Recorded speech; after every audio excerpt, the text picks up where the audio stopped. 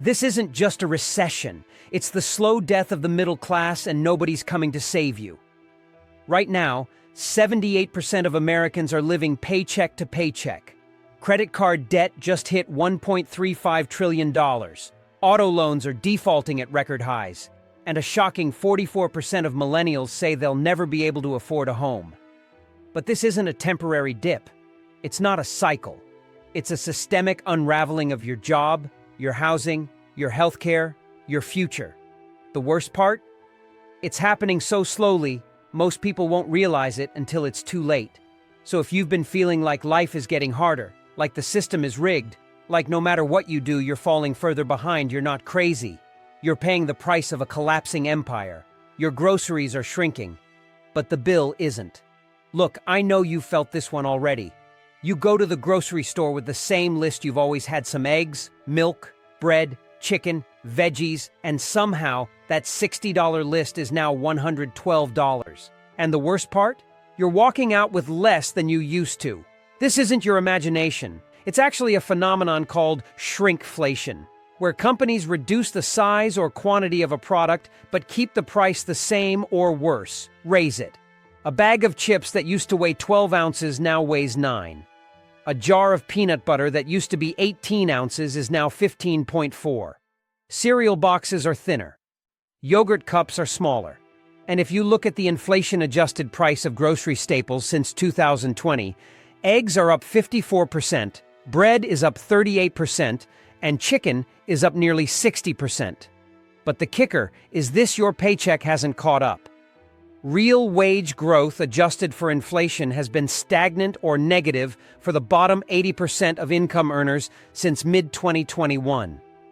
So yeah, it's not that you're bad with money, it's that the money is bad. In fact, a 2026 report from the American Economic Association showed that household food insecurity is now at a 15-year high, and not because food is unavailable, but because it's unaffordable. And yet, Wall Street celebrates as packaged food companies report record profit margins. How? Because they've passed on costs to you, the consumer, and they've trimmed the product to maximize every dime. In other words, they're giving you less and charging you more. And the system calls that a success. And if you think maybe you'll save by buying in bulk or going generic, those options are also being squeezed.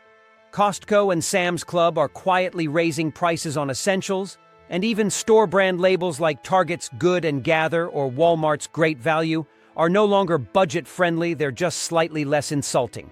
But here's the real damage. Families are now skipping meals. Parents are pretending to already have eaten so their kids can get a full plate. And food banks, which saw record demand in 2020, are once again sounding the alarm.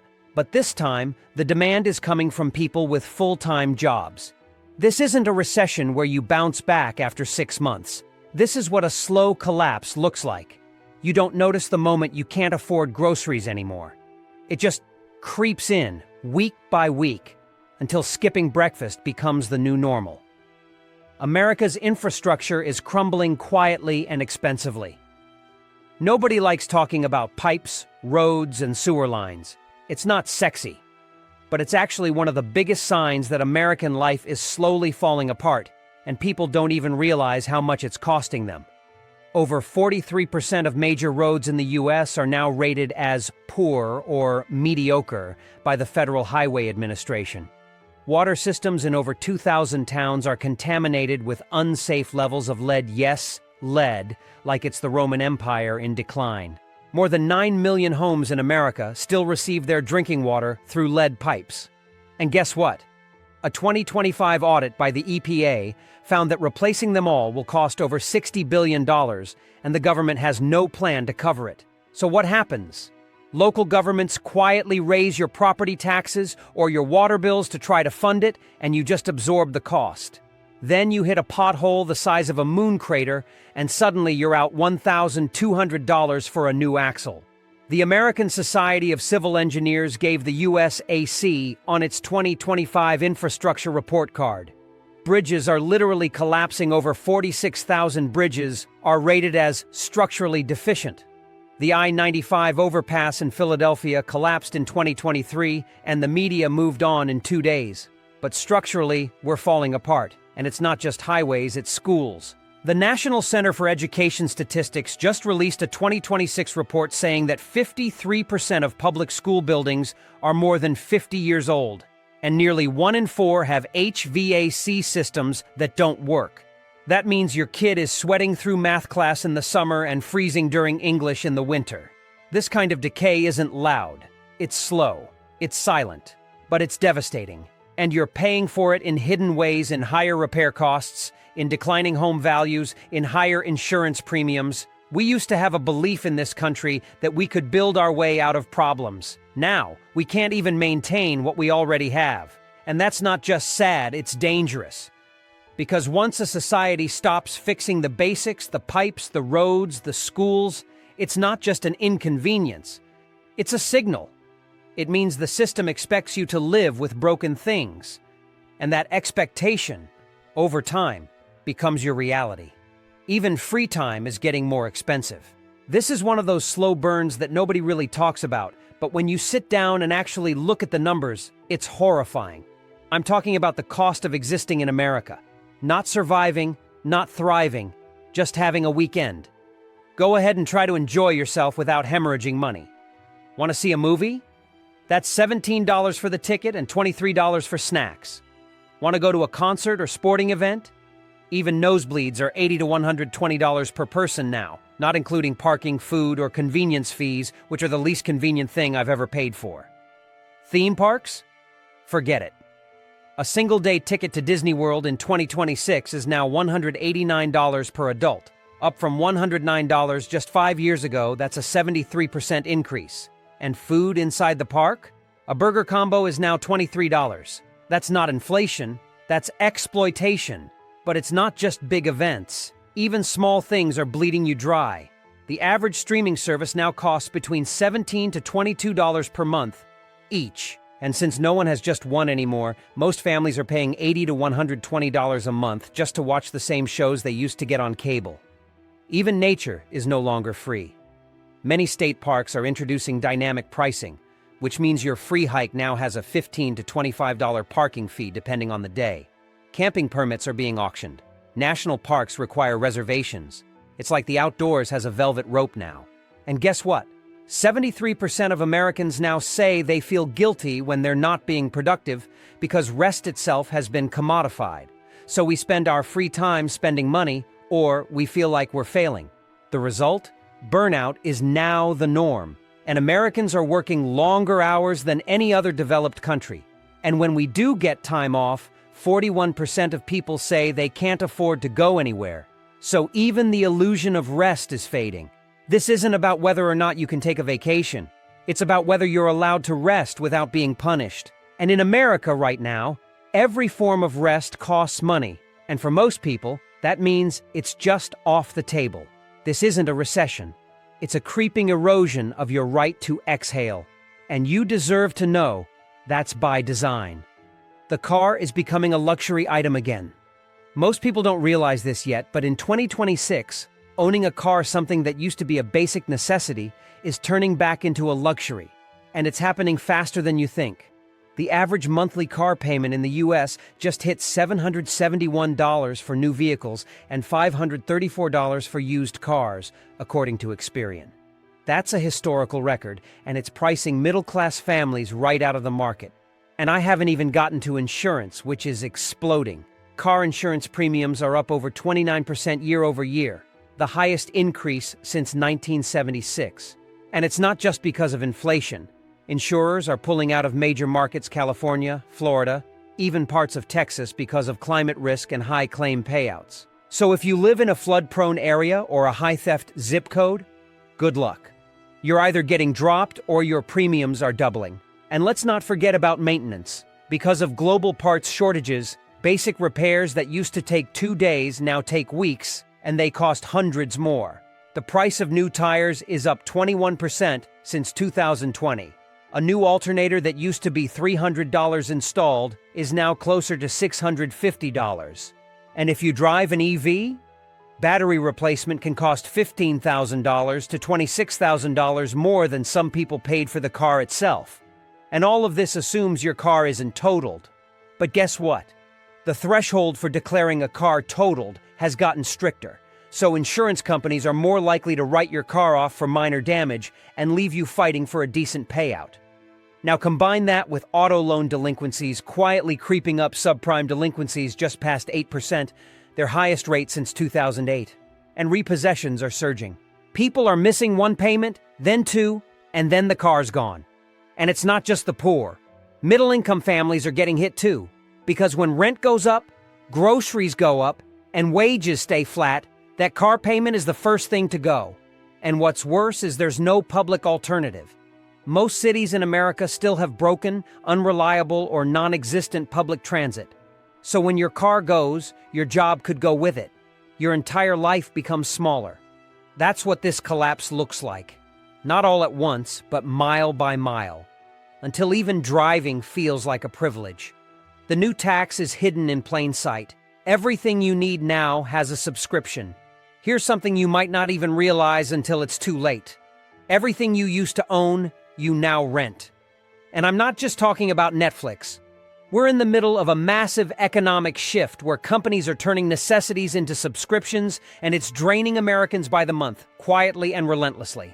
Think about it. Microsoft now charges $70 to $100 a year just to use Word and Excel. Adobe? That's $22 to $60 a month, depending on which basic creative tool you need. Your printer? HP has rolled out instant ink subscriptions that charge you for every page you print. Even your car might have a subscription. BMW tried to charge $18 per month for heated seats. Ford is pushing monthly fees for remote start. Tesla is charging people $99 per month just to unlock full self-driving features the car already has. So now, you're paying to unlock buttons in a car you already bought. What used to be a one-time purchase has become a slow bleed. And this goes deeper. Your home appliances? LG and Samsung are quietly rolling out smart features tied to cloud accounts. Your dishwasher won't update. Your fridge won't show diagnostics unless you pay. And in 2026, even medical devices have joined in. Insulin pumps, CPAP machines, and digital glucose monitors are being rolled into subscription plans through third-party platforms. Miss a payment? Your health tracker goes dark, and this isn't hypothetical, it's already happening. The FTC just launched an investigation into junk subscriptions because the average American is now spending $276 per month on recurring digital services, not including rent or utilities. That's over $3,300 a year. That's a second rent. But here's the worst part. You can't opt out. Software that was once sold outright is now only available through these paywalls. Cars come with locked features. Smart homes turn dumb without a cloud login. And while your income hasn't changed, the number of monthly deductions from your account just keeps growing. This is not just inflation, it's monetized dependency. You don't buy a product anymore. You lease your life in 30-day increments. And if you fall behind, the system just quietly revokes access to your work tools, your health data, your transportation, your privacy. This isn't a recession. This is a trap. The doctor will see you. After 63 days. Here's a number that should keep you up at night. 63 days. That's the current national average wait time to see a new primary care physician in the U.S., according to a 2026 Merritt Hawkins study. And in places like Dallas, Boston, or Portland, it's even worse, 81 days just to get a physical. That's 2 months to see someone about your blood pressure, your migraines, or your chest pain. We're not talking about specialists here, that's another nightmare entirely. We're talking about your regular doctor, the person who's supposed to help you before you end up in the ER. So let's be honest, this is not healthcare. This is health delay, and it's killing people quietly. The Association of American Medical Colleges now estimates that by 2030, the U.S. will be short nearly 124,000 doctors across primary and specialty care. Why? Because burnout has gutted the system. Over 30% of all physicians now report symptoms of PTSD. Emergency rooms are overrun, clinics are understaffed, and hospitals are now run more like hedge funds than care providers. Private equity has bought up entire regional hospital networks, stripped them for parts, and cut staffing to optimize returns. And that's just the front end. On the back end, medical billing has become a second full-time job for many patients. A 2025 study from Kaiser Health News found that over 61% of Americans with insurance still receive surprise medical bills in the last year, and more than half of those bills were incorrect. But here's the worst part. Nearly 1 in 5 Americans now say they've delayed or skipped medical care due to cost. Not lack of insurance, just the sheer cost. Even with coverage, deductibles are now so high that your insurance card might as well be a gift card with conditions. And if you're uninsured, forget it. A single ER visit for a broken arm could easily bankrupt you. So what does that mean? It means people stop going. They self-diagnose. They live with pain. They hope. This isn't about a recession. This is about a health system where you need a spreadsheet and 3 months of patience just to get checked out for a lump. In a functioning society, healthcare is a right. In a collapsing one, it becomes a gamble. We've quietly entered the golden age of American debt slavery. Now, I know that sounds dramatic, but if you're not paying attention to consumer debt right now, you're missing the real story. Because this isn't just about overspending anymore, it's about systemic survival through borrowing. In 2026, total household debt in the U.S. just crossed $18.2 trillion, an all-time high. And while the media focuses on government debt, they're ignoring the ticking bomb inside American homes. Credit card balances alone are over $1.35 trillion, and interest rates on those cards have skyrocketed. The average APR right now? 24.6%. That means if you owe $10,000 and you're making minimum payments, you'll pay more in interest than you borrowed and take over 30 years to do it. This is designed to trap people. But the reason it's getting so bad now is because Americans aren't just using credit to splurge, they're using it to survive. The Federal Reserve's latest household finance survey shows that 47% of Americans used a credit card in the last 3 months to pay for basic necessities, groceries, gas, and rent. Not vacations, not luxury, just living. And it gets darker. Buy now, pay later programs like Klarna, Afterpay, Affirm are exploding. Nearly 1 in 5 Americans used BNPL in the past 90 days. Not for big purchases, but for things like diapers, school supplies, and even fast food. That's right. Americans are now financing cheeseburgers. This is no longer personal irresponsibility. This is an economic system that's moved from wages to debt as its primary driver. And student loans? Don't even get me started. After the end of the repayment pause, defaults have surged. Over 42% of borrowers missed their first bill in late 2025. And because of capitalized interest and collection fees, those debts are now growing even for people who are trying to pay them down.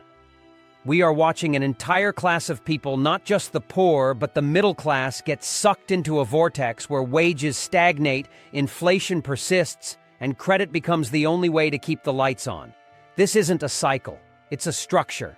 And it's so normalized, we don't even call it what it is: wage garnishment via interest. When you work to pay off debt for the privilege of having survived last month, that's not capitalism. That's debt servitude. And nobody's ringing the alarm because debt is profitable. For them, not for you. You're still working. But nothing you do feels like it matters anymore. One of the clearest signs that this isn't just a recession but a slow collapse of everyday life is the quiet breakdown of meaningful work. And I'm not talking about unemployment. I'm talking about something worse, the feeling that you're employed, but completely disconnected from the value of your labor. Because right now, a record 61% of American workers describe themselves as emotionally detached or actively disengaged from their jobs, according to a 2026 Gallup poll. That's not laziness, that's despair. What's happening is that automation, outsourcing, and corporate consolidation have stripped the average worker of any real sense of purpose. It used to be that if you worked hard, you could build something, grow into a better role, maybe even retire with dignity. Now, Most workers are stuck in roles where metrics matter more than outcomes, where every action is tracked but no one actually cares what gets done as long as the dashboard is green. Managers are stretched too thin, co-workers are quitting quietly, and corporate culture has been replaced by mandatory Zoom calls and Slack messages that go nowhere. And then there's the AI effect. A 2026 McKinsey report found that 42% of companies have already reduced human headcount by automating decision-making tasks. So you're no longer trusted to make judgments, you're expected to follow prompts from a machine. And if you do create something, whether it's a marketing campaign, a spreadsheet, a report, it's probably being scanned, rewritten, or thrown out entirely by some generative model behind the scenes. This is making workers feel disposable, and it's backed up by the numbers. Internal mobility has dropped 22% in the last 2 years, and real wage growth for white-collar professionals is negative when adjusted for inflation. You're working harder than ever but feel like you're spinning in place. There's no path forward. And outside of work, there's no time or energy left to build a life. Burnout rates have reached record highs. Antidepressant prescriptions are up 34% since 2020. People aren't quitting their jobs, they're emotionally clocking out. And that's a collapse no one is talking about. It's not loud. But it's eroding the foundation of working life in America, the belief that your effort leads to reward. Without that, we're just running on fumes. The American dream has been repackaged and sold back to you at 7.5% APR. This might be the most twisted part of the whole story. They didn't kill the American dream, they monetized it. And now it's being sold back to you at 7.5% interest, with an origination fee, late penalties, and an algorithm that determines your worth based on how obedient your credit score looks. Let's talk about housing. The cornerstone of the American dream, owning a home, is now officially out of reach for the majority of Americans. As of Q1 2026, the median home price in the U.S. is $431,000, while the median household income is $75,000. That's a 5.75 times multiple, and banks typically cap mortgages at 3 times income. So what are people doing? They're taking on high-risk, high-interest mortgages from fintech lenders who promise flexibility but offer little more than legalized predation. And mortgage rates hovering between 7.2% and 8.0% depending on credit. A $400,000 loan today costs you over $3,000 per month in principal and interest alone, not including taxes, insurance, maintenance, or HOAs. So first-time home buyers are gone. As in, completely gone. First-time buyers now make up just 27% of purchases, the lowest share in over 4 decades. Instead, homes are being bought up by institutional investors who then rent them back to the same people who can't afford to buy. BlackRock, Invitation Homes, Tricon. These companies now own 1 in 7 single-family rentals in major metro areas. You are not a homeowner. You are a customer in a corporate housing portfolio. And renting isn't a lifeline either. Rent has increased by 24% since 2021, with the average monthly rent in the U.S. now at $2,048 more than the take-home pay for someone earning the median income. And because everyone's being priced out, multi-generational households have hit a 70-year high. 23% of Americans now live with 3 or more generations under one roof, not for cultural reasons, but because no one can afford to live alone anymore. The dream has become a revolving door of leases, subscriptions, and debt-financed illusions. You're not building equity, you're just trying to survive inside a fantasy that was sold to your parents, but repossessed by private equity. This isn't just a housing crisis. It's the moment where the very concept of ownership has been removed from public life and replaced with a perpetual, monetized lease on survival. And the collapse has rewired your mind, and that might be the worst part. If you've made it this far, then maybe the scariest thing I can tell you isn't about debt, housing, or healthcare. It's this. You don't think like yourself anymore. Not the you from 2019, not the you from before the price hikes, the layoffs, the credit card balances, the silent panic attacks in the cereal aisle. And that shift? It's by design. Because the most dangerous part of a slow collapse isn't the obvious stuff, it's how you adjust downward without even realizing it. You used to dream bigger, plan vacations, consider buying a home. maybe even starting a family. Now you're just trying to avoid overdraft fees, and you call that progress because at least you didn't go negative this month. That's how psychological austerity works. It doesn't take everything all at once. It takes enough to make you question whether you ever deserved more in the first place. A recent Pew Research report found that 74% of Americans under age 50 now believe they'll be worse off than their parents, the highest level of generational pessimism ever recorded. But the part that doesn't get headlines? Most of them have accepted it. Resignation has replaced resistance. The belief in a better future, the fuel that drove generations, is now seen as naive. We're being conditioned to settle, to expect less, to cope, adapt, and optimize our broken lives through budgeting apps, therapy reels, and side hustles we pretend are empowering. And the economy loves this version of you because you don't riot. You subscribe. You don't protest. You pivot. You don't question why the richest country on earth makes you fight to afford a sandwich. You just scroll past it. And that's the ultimate win for a system in decay. Not just when it breaks your body, but when it breaks your ambition. You don't collapse when the banks fail. You collapse when you stop expecting things to ever feel fair again. And that's what's happening now. This isn't just economic decline, it's the emotional domestication of the American spirit. You're not crazy for feeling tired. You're not broken for being burned out. But if you ever feel like you're the only one wondering, why does life feel so much harder than it used to? You're not alone. That's not a feeling. That's a warning. And it's the final stage of the collapse, when surviving feels normal and thriving feels fictional. So if you've been sitting there wondering why it feels like you're working harder than ever, and yet somehow falling further behind every single month, you're not imagining it. This isn't a glitch. This isn't just inflation. This isn't a recession that's going to turn around next quarter. This is the new system. A system built to extract more from you: time, energy, debt, labor, while giving less and less in return. And if that makes you angry, good. If it makes you feel tired, that's even more important. Because when a system breaks slowly, people don't rise up. They adapt. They shrink their expectations. They blame themselves. And that's exactly how a collapse wins. But the one thing they can't control is that more people are waking up. Every day. Quietly. Just like you. So if this video hit you in the gut, if it explained something you've been feeling but couldn't put into words, do two things for me right now. Share this with someone who needs to hear it. Because once you name the collapse, you stop being powerless. Drop a comment below and tell me where you're seeing this collapse in your life. Is it your job, your rent, your mental health, your grocery bill? This channel isn't just about information, it's about making sure you know you're not alone. I'll see you in the next one. Until then, stay smart, stay grounded, and don't let them convince you this is normal.